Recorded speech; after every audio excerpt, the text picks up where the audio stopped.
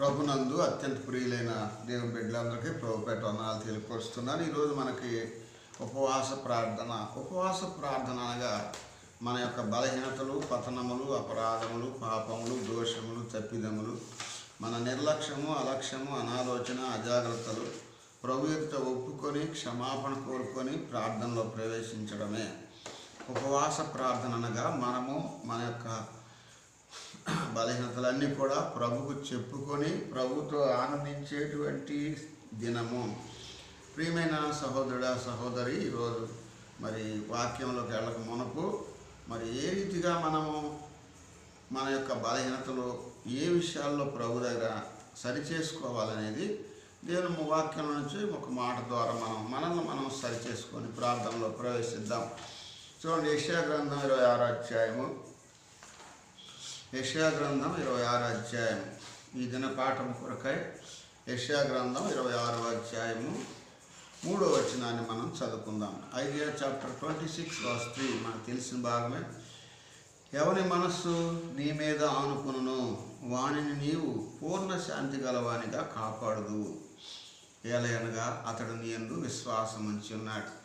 ఇక్కడ ఈ భాగాన్ని మనము ధ్యానించినప్పుడు ఎవని మనస్సు, ఈ లోకంలో ప్రభు నెరిగినటువంటి మనము, మన జీవితాలు, మన ఆత్మ, ప్రాణ, దేహములు ప్రభుపై ఆనుకొనుటకు మనం ఇష్టపడాలి. మనకు వచ్చే ప్రతి పరిస్థితుల్లో మనకి ఈ లోకంలో మనం బ్రతకాలంటే బ్రతుకు తెరువు కావాలి. మరి జీవించాలంటే బ్రతుకు జీవితంలో కొన్ని పరిశోధనలు వస్తూ ఉంటాయి, వ్యాధులు వస్తాయి, బాధలు వస్తాయి, కలవరాలు, కష్టాలు, నష్టాలు, ఇబ్బందులు, సమస్యలు, బెదిరింపులు ఎన్నో వస్తూ ఉంటాయి. ఏ వచ్చినా కూడా మన మనసు ఎప్పుడైతే దేవుని మీద ఆనుకుంటుందో మన శరీరంలో వచ్చే ప్రతి బలహీనతలు తీసివేయబడతాయి. శరీరంలో వచ్చే పరిస్థితులన్నిటికీ మనము సరైనటువంటి జవాబు పొందుకోవాలంటే మన మనసు ప్రభుపై ఆనుకోవాలి. చాలామంది మనసు వాళ్ళకి ఇష్టమైన దాని మీద ఆనుకొని ఉంటుంది. చూడండి, ఈ హలోకములో పిల్లలు ఎప్పుడు కూడా తల్లిదండ్రుల మీద ఆనుకొని ఉంటారు. తల్లిదండ్రులు వాళ్ళ అత్తమామలు వాళ్ళ తల్లిదండ్రుల మీద ఆనుకోవటం అంటే భారం వేయటం అని అంటాం. మన భారం లేక మన బరువు ఇతరుల మీద వేస్తూ మోపుతూ మనం ప్రయాణం చేస్తూ ఉంటాం. పక్షిరాజు జీవితంలో పైకి ఎగిరి పిల్లల్ని రెక్కల మీద మోసుకుంటూ వెళ్ళి పైన వదిలేస్తుంది. ఇక ఆ రెక్కలు అవి ఎంతో చాకచక్యంగా తల్లి ఏమి నేర్పిస్తే అది నేర్చుకొని చక్కగా రెక్కలాడిస్తూ పై నుంచి కిందకు వచ్చేసి ఆ తరబితి అనమాట చక్కగా ఒక చెట్టు మీద కొమ్మ మీద కూర్చుంటాడు. దేవుని ప్రజలైన మనం కూడా దేవాతి దేవుడు సంఘము అనే మరి తల్లి లాంటి సంఘము, సృష్టికర్తనే దేవుడు సంఘము ద్వారా మనకు బోధిస్తూ ఉంటున్నాడు. మనం రక్షింపబడిన నాటి నుండి నేటి వరకు మనము ఎవరి మీద ఆనుకున్నాం. మనకు వచ్చే పరిస్థితుల్లో చాలామంది దేవుని పిల్లలు ఏదన్నా పరిశోధనలు వస్తే దేవుని మీద ఆనుకోరు. కష్టాలు నష్టాలు వస్తే వాళ్ళ చుట్టాల మీద, ఇతరుల మీద, వాళ్ళ మీద, వీళ్ళ మీద ఆనుకొని వాళ్ళని కలవరం చేస్తారు. వీళ్ళు కలవరపడుతూ ఉంటారు. వీళ్ళు నెమ్మది లేకుండా ఉంటారు, వాళ్ళకి నెమ్మది లేకుండా చేస్తారు. అయితే ప్రభు మనకు చెప్పే మాట ఏంటంటే ఈ సమయంలో, ఎవని మనసు నీ మీద ఆనుకొనును. యేసు రక్తంలో కడుగుబడి దేవునికి కుమారుగా కుమార్తెగా చేయబడిన మనం అందరం మన మనసు దేవుని మీద ఆనుకోవాలి. అంటే దేవునితో సహవాసం చేయాలి, దేవునితో మాట్లాడాలి, దేవుడు నీతో మాట్లాడాలి, సంఘ క్రమాన్ని పాటించాలి, దేవుని సన్నిధిలో ఆరాధించాలి, ప్రార్థించాలి, కృతజ్ఞతలు చెల్లించాలి. అనుదిన జీవితంలో దేవుడు మనకు ఎన్నో మేలులు చేస్తాడు. ఆ మేలులకు మనం కృతజ్ఞతలు చెల్లించాలి. కనీసం సంవత్సరానికి ఒక్కసారైనా మనం దేవుని మన ఇంటికి ఆహ్వానించాలి. అంటే మనకి ఎన్నో జరుగుతూ ఉంటాయి. అది దేవుడు మనకి ఇచ్చిన ఆధిక్యతను బట్టి మరి కృతజ్ఞత కూడిక ఏర్పాటు చేసుకోవాలి, కృతజ్ఞతలు చెల్లించాలి, దేవునికి అర్పణలు అర్పించాలి, నమ్మకత్వం కలిగి ఉండాలి, యథార్థత కలిగి జీవించాలి. కనుక ఇవన్నీ కూడా మనం దేవుని మీద ఆనుకోవటాన్ని గుర్తు చేస్తాయి. నిజంగా మనం దేవుని మీద ఆనుకున్నామంటే ఎవరి మనసు నీ మీద ఆనుకొనును వానిని పూర్ణ శాంతి. శాంతి వేరు, పూర్ణ శాంతి. శాంతి లేక సమాధానం. ఈ లోకంలో మానవుడు సమాధానం లేని స్థితిలో ఉన్నాడు, నెమ్మది లేని స్థితిలో ఉన్నాడు, శాంతి లేదు. There is peace in the world అంటున్నారు, దెర్ ఈజ్ నో పీస్. ప్రపంచ శాంతికి ఎన్నో సన్నాహాలు, దేశాలు, రాజ్యాలు, రాష్ట్రాలు, ఎన్నో దేశాలు ప్రపంచ శాంతి అని కూడుకుంటున్నాయి కానీ but there is no peace. శాంతి అనేది లేదు, సమాధానం అనేది లేదు. యుద్ధాలు, భయంకరమైన పరిస్థితులు ఈ దినాల్లో మనం చూస్తున్నాం. కారణం ఏంటంటే శాంతి లేక సమాధానం లేదు. ఇది ఫస్ట్ కుటుంబం, వ్యక్తిలో ప్రారంభం అవ్వాలి. ఎప్పుడైతే వ్యక్తి సమాధానంగా శాంతిగా ఉంటాడో కుటుంబంలో శాంతి వస్తుంది, అది సంఘంలో సమాధానం వస్తుంది, ప్రపంచంలో, ప్రజల్లో, దేశాల్లో, రాష్ట్రాల్లో సమాధానం అనేది దేవుడు ఇస్తాడు. కనుక ఈరోజు ఎవని మనసు నీ మీద ఆనుకున్నటంటే ఆధారపడుట, డిపెండ్, ఆధారపడుట ఒకటి. రెండోది దగ్గరగా ఉండటం. మూడోది ముట్టుట, ముట్టుకోవటం. నాలుగోది ఆశ్రయించుట, ఆశ్రయించి ఉండుట. మరి ఐదోది ప్రక్కన ఉండుట. ఆరోది అంటుకొని ఉండుట. ఏడోది ముట్టుకొనుట లేక స్పర్శ కలిగి ఉండటము. 7 విషయాలు. ఆనుకొనుట, ఎవని మనసు నీ మీద ఆనుకొనును. ప్రియమైన సహోదరుడా, సహోదరి, ఈరోజు ఆనుకొనుట అనే దాని గురించి మనం క్లుప్తంగా ధ్యానించుకుందాం. ఒకవేళ నీవు ఎవరి మీద ఆనుకుంటున్నావు అనగా ఆధారపడుతున్నావు అనేది మనం జ్ఞాపకం చేసుకుందాం. ఒకవేళ మనము మరి దేవుని మీద ఆనుకోకపోతే, ప్రభువా నన్ను క్షమించు నాయన, ఇక నుంచి నీ మీద ఆనుకుంటాను, నీపై ఆధారపడతాను, నీకు దగ్గరగా ఉంటాను. ఆనుకొనుట అనగా ఫస్ట్ ఆధారపడుట, రెండోది తాకుట, మూడోది ఆశ్రయించుట, నాలుగోది ప్రక్కన ఉండుట, 5 తాకుతూ దగ్గరగా ఆశ్రయించు, ప్రక్కన ఉంటా, 6వది అంటుకొని ఉండు, 7వది స్పర్శ కలిగి ఉండటం. ఇది మొట్టమొదటి చూడండి, ఆధారపడటం. చూడండి, కీర్తనకారుడు 3:5 యెహోవాయే నాకు ఆధారము. ఎంత గొప్ప మాట అండి. ఈరోజు మరి వాక్యం వింటున్న ప్రియమైన సహోదరుడా, సహోదరి, కీర్తనకారుడు చెబుతున్నాడు, యెహోవాయే నాకు ఆధారము. ఎప్పటి నుంచంట? చూడండి, 22వ కీర్తన 22వ కీర్తన 10వ గర్భవాసినైనది మొదలుకొని నాకు ఆధారము నీవే. అంటే తల్లి గర్భంలో పిండముగా ఉన్నప్పటి నుంచి నాకు ఆధారము నీవే. కాబట్టి మరి దేవుడు గర్భఫలం ఇచ్చినప్పటి నుంచి నాకు అంటే భార్యాభర్తలు ఇద్దరూ ఫస్ట్ ప్రార్థన చేసుకోవడం, అంటే దేవుని మీద ఆనుకోవాలి. ఎప్పుడైతే వాళ్ళు ఆనుకుంటారో వాళ్ళ అవసరత మరి ఫలంలాగా గర్భంలో దేవుడు ఏర్పాటు చేస్తాడు.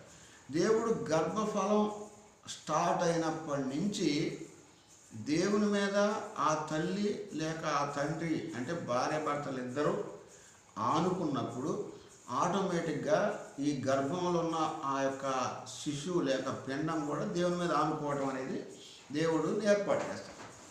అందుకే భక్తుడు అంటున్నాడు, గర్భవాసినైనది మొదలుకొని నాకు ఆధారం నీవే. అనగా మరి దేవుడు గర్భఫలం అనుగ్రహించిన నాట నుండి ఇహలోకంలో, భూలోకంలోకి తల్లి గర్భంలో 9 నెలలు, భూమి మీద 70 సంవత్సరాలకు 80 సంవత్సరాలు, తల్లి గర్భంలో నుంచి వచ్చేంత వరకు నాకు ఆధారం నీవే అన్నాడు.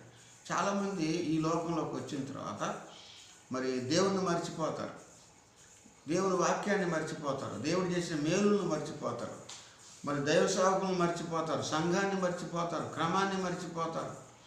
అలా ఉండకూడదండి. నిజంగా మనం దేవుని మీద ఆనుకున్నాము అంటే, ఆధారపడ్డాము అంటే కారణం, గుర్తు ఏంటంటే మనకొచ్చే ప్రతి పరిస్థితుల్లో సంఘం మీద మనము భారాన్ని వేస్తాం. అనగా దేవుని మీద సంఘస్థులందరూ ప్రార్థన చేస్తారు.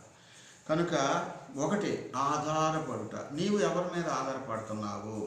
నీకు వచ్చే ప్రతి పరిస్థితుల్లో దేవుని నమ్ముకున్నామంటే చాలామంది మనల్ని దూరంగా పెడతా ఉంటారు. మన చుట్టాలు, మన బంధువులు, ఎట్టి పరిస్థితులు మనకు వచ్చినా నాకు ఆధారం నా దేవుడే అనే దృక్పథంతో మనం ఉండాలి. ఉంటున్నామా? అప్పుడప్పుడు తప్పిపోతున్నాం అనేది ప్రశ్న. ఈరోజు మరి ప్రార్థనలో ప్రవేశించక మునుపు నిజంగా మనము ఆనుకునుటంటే ఆధారపడుట. ప్రభు మీద ఆనుకుంటే మరి ఆయన వాక్యానుసారంగా మనం జీవించే వాళ్ళంగా ఉంటాం. కాబట్టి ఒకటి, కీర్తనకారుడు చెప్పినట్లుగా గర్భవాసినైనది మొదలుకొని నాకు ఆధారము నీవే. కాబట్టి ప్రభుని మనం ఆధారం చేసుకొని జీవించాలి, ఆయనపై ఆనుకోవాలి. మనకు వచ్చే ప్రతి పరిస్థితిని ప్రభువుకు చెప్పుకొని మనం ముందుకెళ్ళాలని దేవుని వాక్యం బోధిస్తూ ఉంది.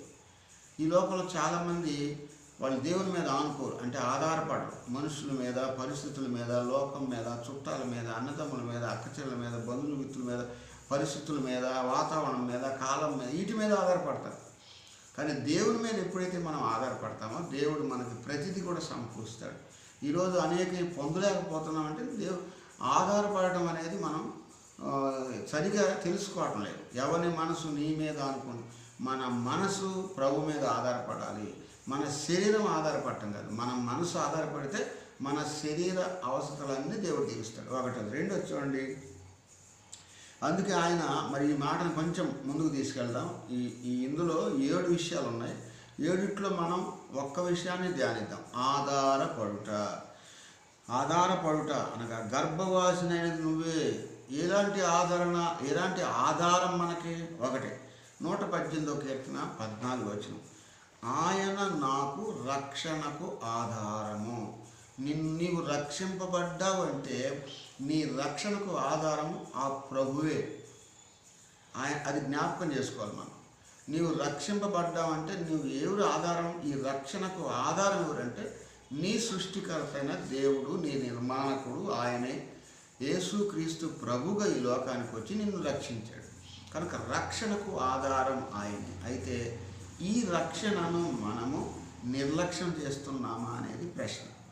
ఒకవేళ నిర్లక్ష్యం చేస్తున్నట్లయితే, అలక్ష్యం చేస్తున్నట్లయితే శ్రద్ధ కలిగి రక్షణను కాపాడుకునే వాళ్ళంగా ఉండాలని దేవుని వాక్యంలో మనకు బోధిస్తూ ఉంది.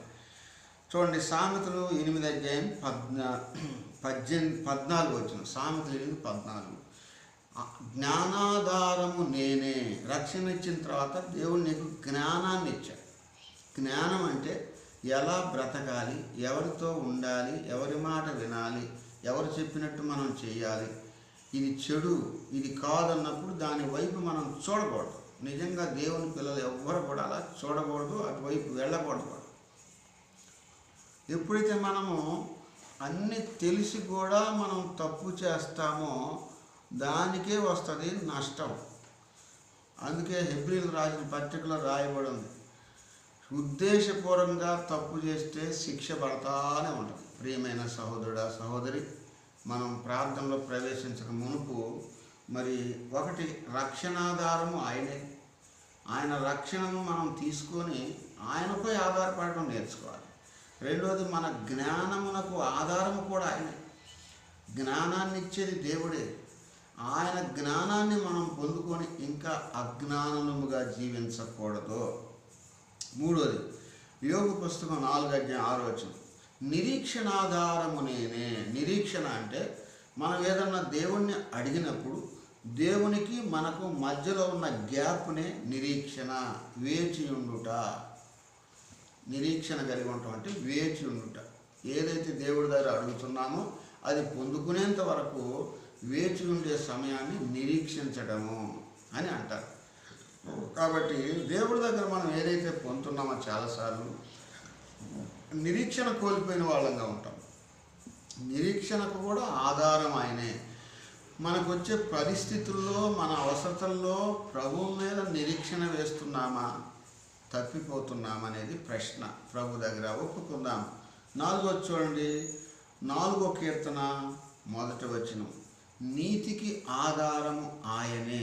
నీతి అంటే అర్థం ఏంటంటే ఎవరన్నా మనల్ని హింసించినా, దూషించినా, ద్వేషించినా, ఎన్ని పరిస్థితులు మనల్ని చేసినా వాళ్ళ కొరకు క్షమించి వాళ్ళ కొరకు ప్రార్థన చేయటమే. అట్లని వాళ్ళ ఇళ్ళకు పోయి మనం కూర్చోమని కాదు. అలాంటి వాళ్ళని 1-2 సార్లు చూసి వదిలేయమంటున్నాడు తీతు పత్రికలో. కొరింథీ పత్రికలో అపోస్తలుడైన పౌలు ఏమంటుంటే అలాంటి వాళ్ళతో మనకు ఉండొద్దు, తినొద్దు, వాళ్ళతో సహవాసం కూడా చేద్దాం. కనుక ఏది మంచిది, ఏది చెడు, ఏది కరెక్ట్, ఏది కరెక్ట్ కాదు, ఆ జ్ఞానాన్ని దేవుడు మనకి ఇచ్చినప్పుడు నీతికి కట్టుబడి మనం జీవించాలి. ఒకవేళ ఎవరైనా ఒక మాట అంటే దాన్ని మనసులో అనుకుని సంవత్సరాల తరబడి కుషించి కుమిలిపోతూ ఉంటాం. కాబట్టి దేవుని ప్రజలు అలా ఉండకూడదండి. 100 ఎవరైనా అనుకున్నా ఈ చెవితో వినాలి, ప్రభువా నీకు స్తోత్రం అని ఈ చెవితో వదిలేయాలి.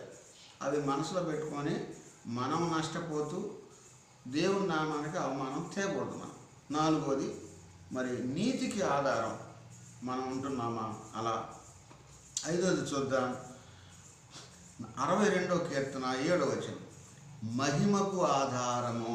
మహిమ అనగా ప్రకాశము, ప్రజ్వలించే స్థితి. ఆయన మహిమ పూర్ణుడు, మనల్ని మహిమపరిచాడు. ఆయన మహిమలో మన ప్రతి అవసరతలు కూడా తీరుస్తున్నాడు.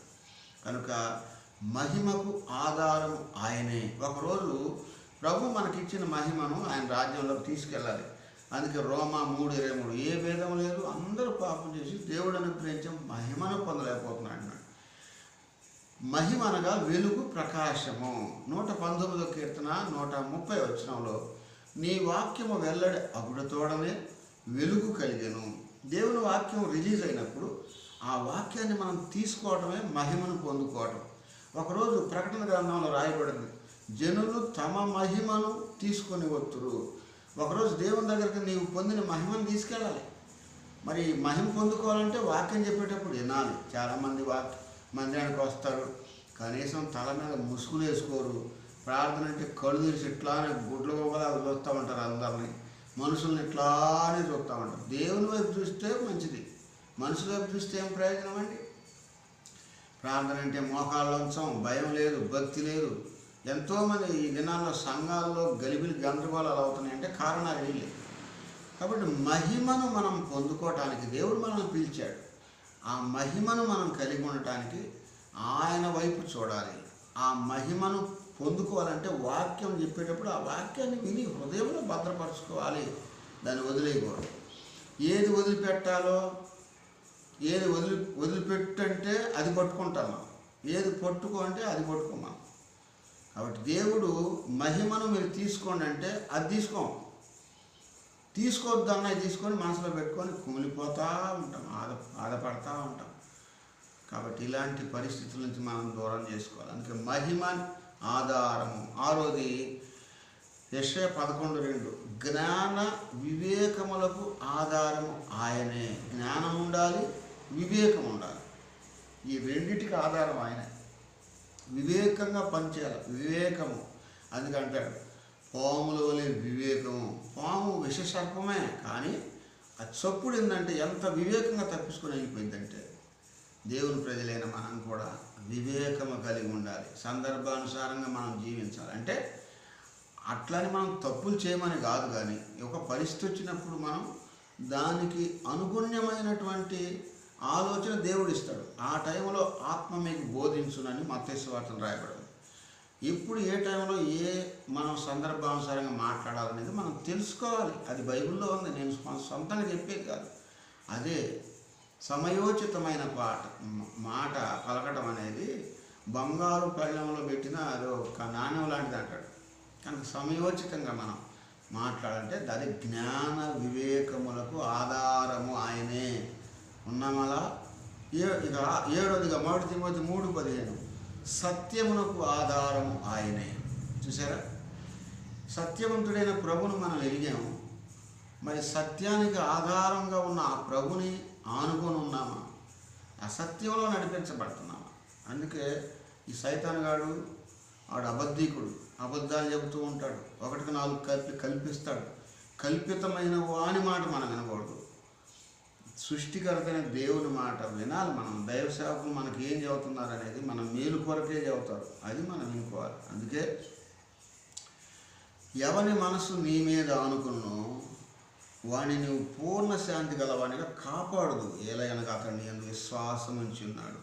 ఈరోజు మనం ప్రార్థనలో ప్రవేశించక మునుపు మన మనసు ఆనుకునుట అంటే ఆధారపడుట. రెండోది దగ్గరగా ఉండుట, మూడోది తాకుతూ, నాలుగోది ఆశ్రయించుట, ఐదోది ప్రక్కన ఉండుట, ఆరోది అంటుకొని ఉండుట, ఏడోది స్పర్శించుట. ఈ ఏడుట్లో మొదటిది మనం చెప్పుకున్నాం, ఆధారపడుట. కాబట్టి ఆయన మనకు ఒకటి రక్షణాధారం, రెండోది జ్ఞానమునకు ఆధారం, మూడోది నిరీక్షణ ఆధారం, నాలుగోది నీతికి ఆధారం, ఐదోది మహిమకు ఆధారం, ఆరోది జ్ఞాన వివేకములకు ఆధారం, ఏడోది సత్యమునకు ఆధారం. కాబట్టి ఆయనపై ఆధారపడుతున్నామా, తప్పిపోతున్నామా? ఒక్కసారి మనల్ని మనం ప్రశ్నించుకుందాం. చాలాసార్లు మనం ఏం చేస్తామంటే సామెతలు 3:5 నీ స్వబుద్ధిని ఆధారం చేసుకొనక, అంటే మనం స్వబుద్ధిని ఆధారం చేసుకుంటాం. ఎక్కడ తప్పిపోతున్నాం? రెండోది యెషయా 30:12 బలాత్కారమును ఆధారం చేసుకుని, బలాత్కారాన్ని ఆధారం చేసుకుంటున్నాం చాలాసార్లు. ఇర్మియా 2:36 ఐగుప్తును ఆధారం చేసుకుంటున్నాం. ఐగుప్తు అంటే చీకటి, పాపము. ఐగుప్తుని ఆధారం చేసుకుంటున్నాం. నాలుగోది ఇర్మియా 7:4 మోసకరమైన మాటలను ఆధారం చేసుకుని. ఐదోది ఇర్మియా 17:5 శరీరులను ఆధారము చేసుకొని. తర్వాత ఆరోది యెహెజ్కేలు 44:7 మీ హేయ క్రియలన్నింటినీ ఆధారం చేసుకొని అంటున్నాడు.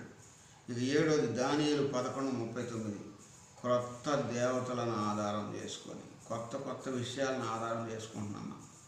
కనుక ఎలా ఉంటున్నాం మనం?